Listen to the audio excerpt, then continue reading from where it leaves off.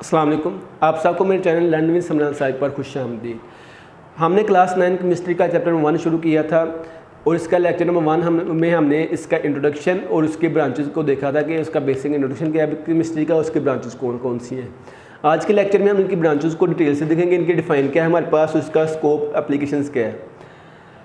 पहले हमारे पास क्या ब्रांच है, फिजिकल केमिस्ट्री। फिजिकल केमिस्ट्री की डिफाइन क्या है, the branch of chemistry which deals with the relationship between composition and physical properties of matter along with changes in them is called physical chemistry.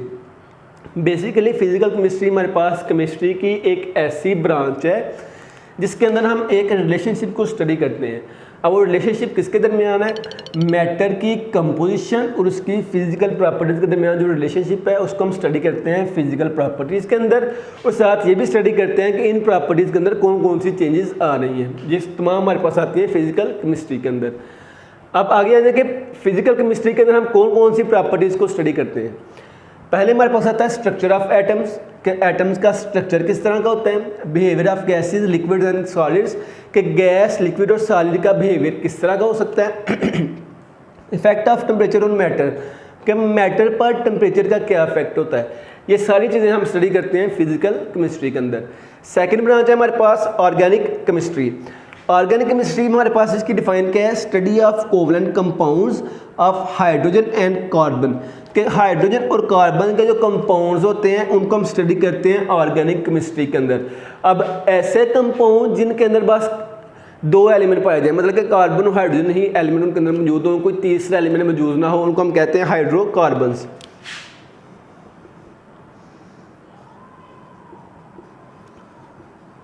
Hydrocarbons कौन से compound होते हैं, कि वो compounds जिसके अंदर सिर्फ हाइड्रोजन और कार्बन एलिमेंट के तौर पर पाया जाए, कोई तीसरा एलिमेंट कोई और ना पाया जाए, उसको हम क्या कहेंगे, ये हमारे पास कौन से कंपाउंड हैं, हाइड्रोकार्बन हैं।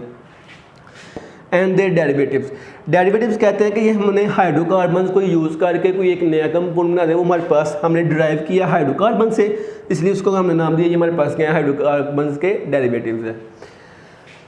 अब ये जो हमारे पास है ऑर्गेनिक कंपाउंड्स होते हैं, ये हमारे पास नेचुरली भी एग्जिस्ट करते हैं और इसको हम लैब्स के अंदर भी बना सकते हैं।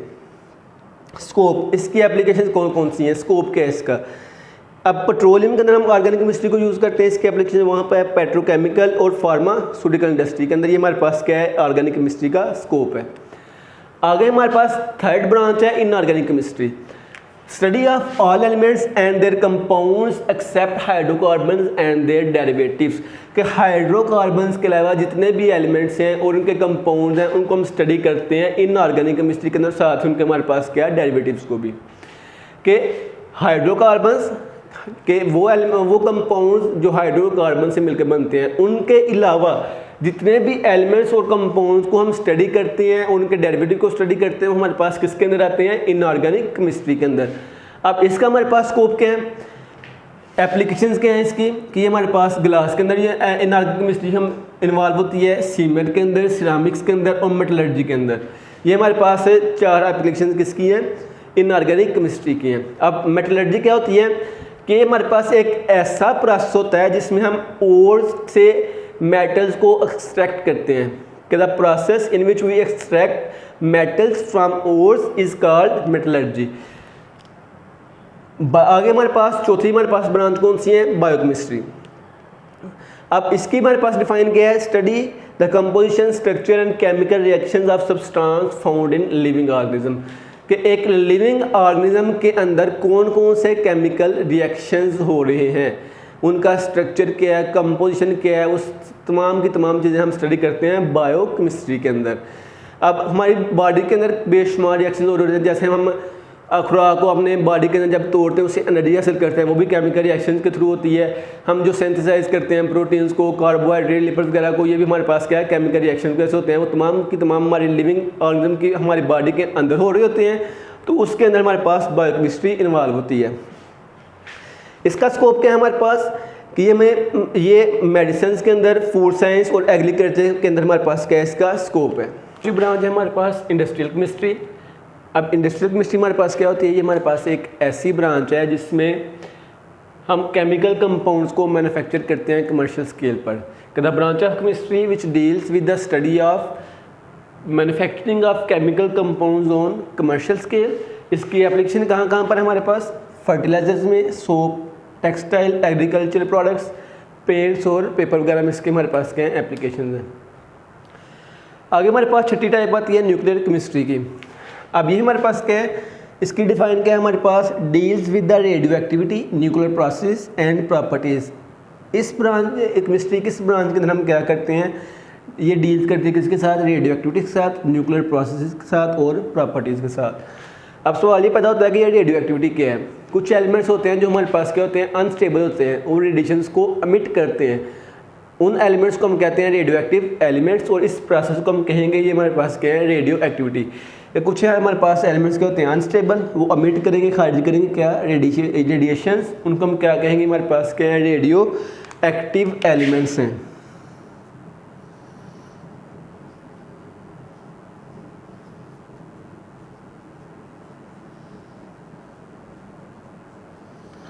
और इस प्रोसेस को हम क्या कहेंगे? Radio activity.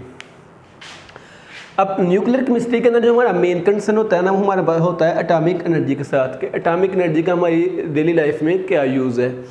और दूसरा इसके अंदर हम ये भी स्टडी करते हैं कि जब ये रेडिएशन जोन सी हैं, अगर जानवर और पौधे क्या करें? अब्जॉर्ब कर लें, तो उनका उसके ऊपर क्या असर होगा, कि इस रेडिएशंस का जानवरों के ऊपर और प्लांट्स के ऊपर क्या असर होगा जब वो उसको अब्जॉर्ब कर लेंगे, जज़ब कर लेंगे। आगे हमारे पास है इसकी एप्लीकेशंस। अब न्यूक्लियर केमिस्ट्री की एप्लीकेशन कहाँ कहाँ पर है? मेडिकल ट्रीटमेंट के अंदर हम इसको यूज़ कर सकते हैं। आगे हमारे पास क्या है? प्रिजर्वेशन ऑफ फूड, खुराक को महफूज करने के लिए। Generation of electric power through nuclear process, nuclear process से हम क्या जनरेट करते हैं? इलेक्ट्रिक पावर, इलेक्ट्रिसिटी भी जनरेट करते हैं। आगे हमारे पास सातवीं ब्रांच है इसकी एनवायरमेंटल केमिस्ट्री। एनवायरमेंटल केमिस्ट्री हमारे पास क्या होती है? The branch of chemistry which deals with the components of environment. इसके अंदर हम स्टडी करते हैं एनवायरमेंट्स के अंदर जो कंपोनेंट्स होते हैं उनको, और साथ में and effects of human activities on environment, और इन्वायरमेंट पर ह्यूमन की एक्टिविटीज़ का क्या इफेक्ट होता है उसको भी हम स्टडी करते हैं। आगे हमारे पास क्या है? आठवीं ब्रांच है analytical chemistry. The branch of chemistry which deals with the study of, इसमें with the study of the separation and analysis of sample to identify its components. इस तकनीक के अंदर हम क्या करते हैं? इस केमिस्ट्री इस ब्रांच के अंदर हम क्या करते हैं? सेपरेशन करते हैं किन की? कंपोनेंट्स की। हमारे पास कोई सैंपल होगा, उसके अंदर हमने अगर कोई स्पेसिफिक कंपोनेंट को सेपरेट करना है तो हम इस तकनीक इस केमिस्ट्री की ब्रांच के थ्रू कर सकते हैं। एक हम सेपरेशन करते हैं कंपोनेंट्स की, दूसरा analysis of sample to identify its components. और अगर हमारे पास एक सैंपल है उसके अंदर हमें आइडेंटिफाई करना है कि कौन कौन सा कंपोनेंट पाया जा रहा है, तो हम इस केमिस्ट्री की इस ब्रांच के अंदर उसको आइडेंटिफाई कर सकते हैं। अब ये जो एनालिसिस है ये दो तरह का होता है, एक क्वालिटेटिव एनालिसिस होता है और एक हमारे पास क्वांटिटेटिव एनालिसिस होता है। अब क्वालिटेटिव में हम क्या करते हैं? Provide identity of the substance. ये हमें किसी सब्सटेंस की आइडेंटिटी बताता है कि इसके अंदर कौन सा सब्सटेंस पाया जा रहा है। इसमें अगर हम सिंपल एक बात करें तो कलर की बेस पर हम कर सकते हैं, किसी हर एक एलिमेंट का स्पेसिफिक कलर होगा तो हम कलर से आइडेंटिफाई कर लेंगे तो इसके अंदर कौन सा सब्सटेंस पाया जा रहा है। दूसरा होता है हमारे पास quantitative analysis, determine the amount of each component present in the sample. Quantitative analysis हम करते हैं जब हमने किसी सैंपल के अंदर जानना हो कि कौन सा कंपोनेंट कितनी अमाउंट के अंदर प्रेजेंट है, तो उसके लिए हम करते हैं क्वांटिटेटिव एनालिसिस। आगे एनालिटिकल केमिस्ट्री का स्कोप कहाँ पर है? इसका स्कोप हमारे पास क्या है? फूड के अंदर, वाटर, एनवायरमेंटल एनालिसिस और क्लिनिकल एनालिसिस।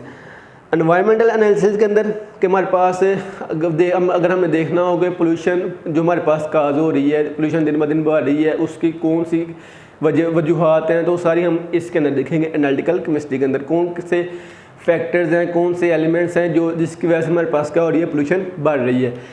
क्लिनिकल एनालिसिस मतलब कि जो हमारे पास सैंपल्स होते हैं, ब्लड सैंपल हो गया, हमने देखना है उसके अंदर कौन सा कंपोनेंट कितनी अमाउंट के अंदर है, तो वो हम आइडेंटिफाई करते हैं एनालिटिकल केमिस्ट्री की थ्रू। आज के लेक्चर में हमारे पास यही था, बस हमने ब्रांचेस ऑफ केमिस्ट्री देखी। इंशाल्लाह नेक्स्ट लेक्चर में हम आगे इसका बेसिक डेफिनेशन जो हमारे पास मैटर वगैरह की वो देखेंगे। जज़ाकल्लाह।